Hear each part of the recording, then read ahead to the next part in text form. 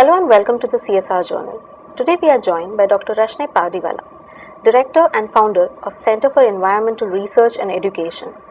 An Ashoka Fellow, she is also a CSR consultant. Hello and welcome to the show. Thank you. Ma'am, we would like to know a lot about what you have been doing and what CERE has been doing in terms of CSR and environment. CERE was founded in the year 2003, and since inception we have been working to promote environmental sustainability through education, advocacy, government partnerships and corporate consultancy. And as the name suggests, we have two verticals. We look at environmental education, where we've published over 27 titles. Okay. And we look at environmental research. Okay. We do a lot of primary research ourselves, and we utilize that research to help companies green their systems and their processes through a project called Carbon Map and Cap. So we have been working in this space long before actually CSR was mandated. Okay. Working as a CSR professional and having a background of ecology, we would like to know from you, how does corporate India react to environmental standards? Are they active? Are they not? Over time, I've noticed that corporate India is becoming far more responsible as far as standards go.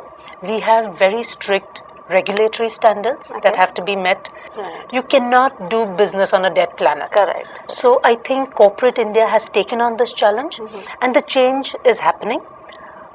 Slightly slowly. I would have much rather a faster pace as an environmentalist, but the change is happening. And do you think this is because, somewhere their reputations also at stake? Oh yes, absolutely.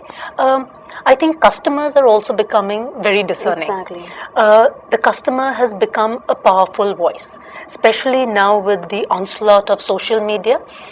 The customer is demanding their products to be environmentally sound.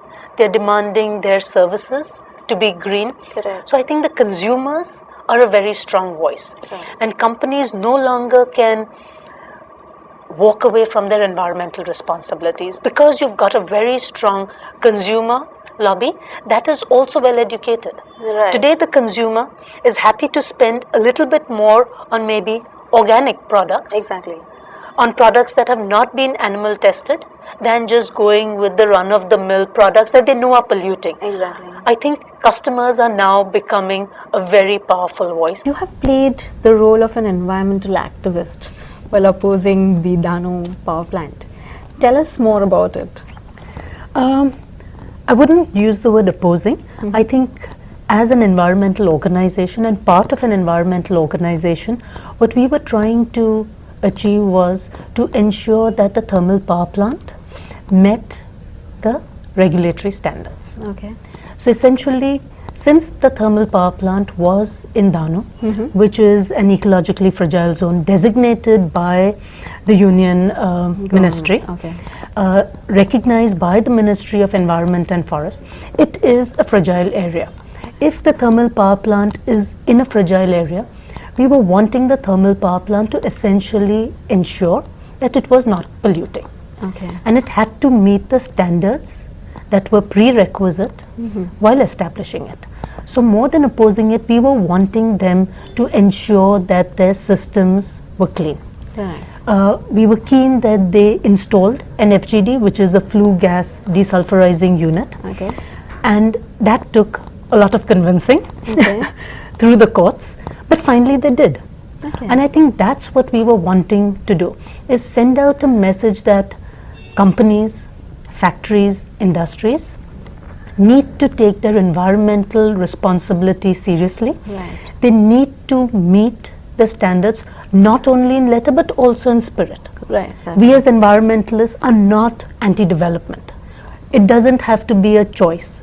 I think we need to start talking about sustainable development. At the end of the day, we are trying to achieve a better way of life. Right. We are trying to improve the quality of life. Correct. Now, can that only be done by development? It can't. Right. Our very survival depends on the environment, And if it does, then we need to take that responsibility seriously.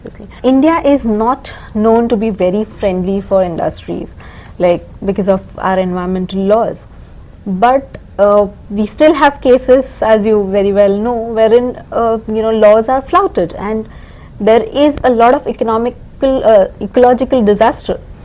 Do you think those laws are really helping us or are really protecting the environment? That's a tough question. I think today India has some of the best environmental laws on paper. Okay. Because we recognize the fact that environment needs to be protected. The question is, are industries really complying with the law? I think the larger, more responsible companies are, but there are a lot of smaller companies that are not. There are lots of industries that are trying to cut corners. For them right now, profit is more important. They are looking at very immediate short-term gain.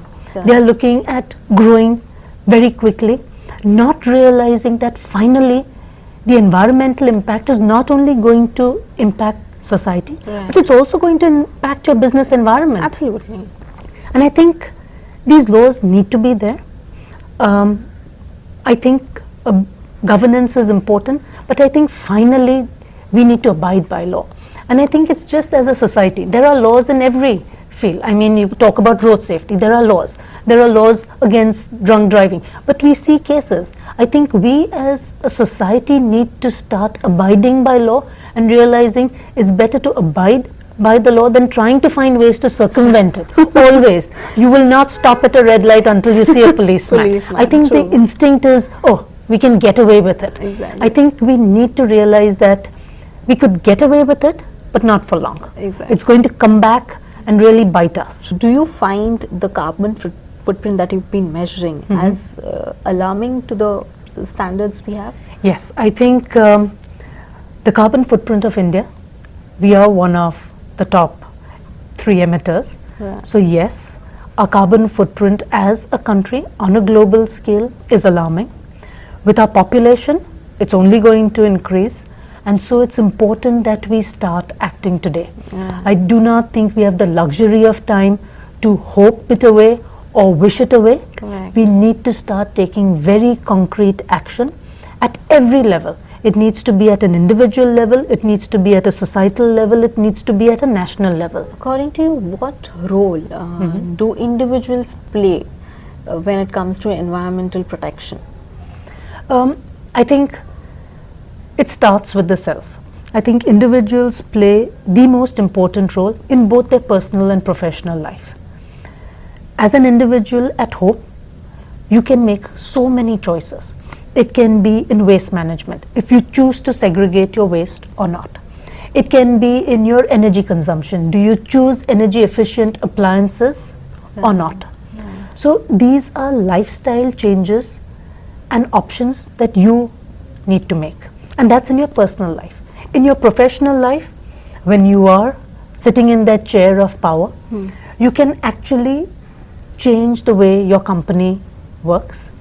You can start by changing policy within the company. Correct. You can start effecting change. You can be that change maker. You've been working in rural as well as urban areas.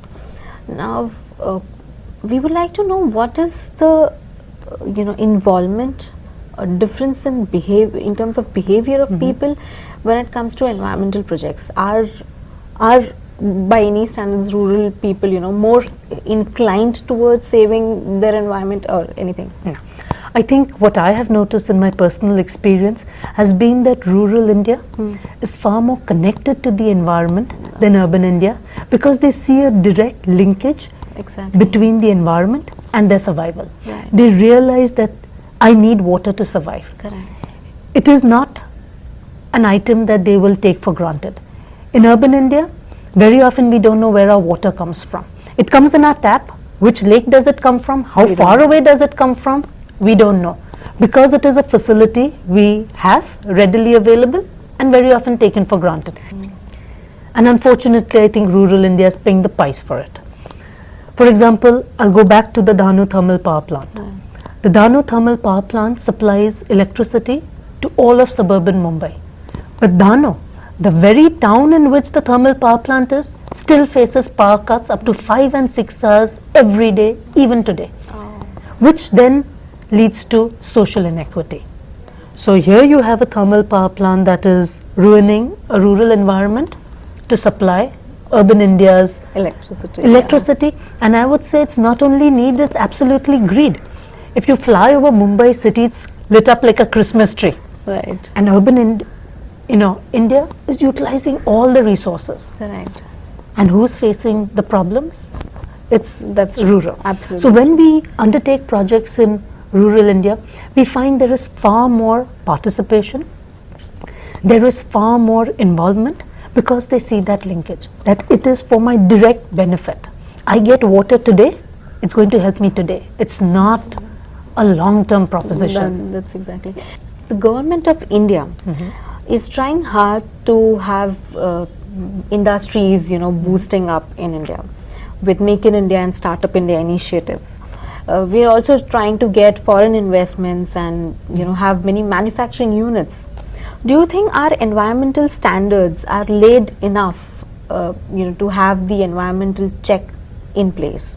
I think the Indian environmental standards are certainly there. As I mentioned, India has some of the best environmental laws. The standards are there. I think A, they need to be followed by industry, and B, if it's not being followed, then it needs to be enforced. And it needs to be enforced with a very heavy hand. Okay. I think it is the grey areas that people are misusing and slipping through. Right. I think the standards are there, they are not being followed. Okay.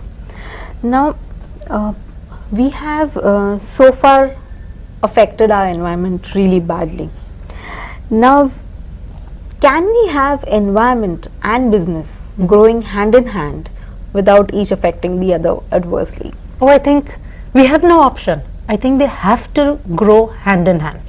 I do not think you can do business in an environment that is crumbling, where resources are limited, where we don't have access to clean drinking water, we don't have access to resources. I do not think business can flourish in a bad environment.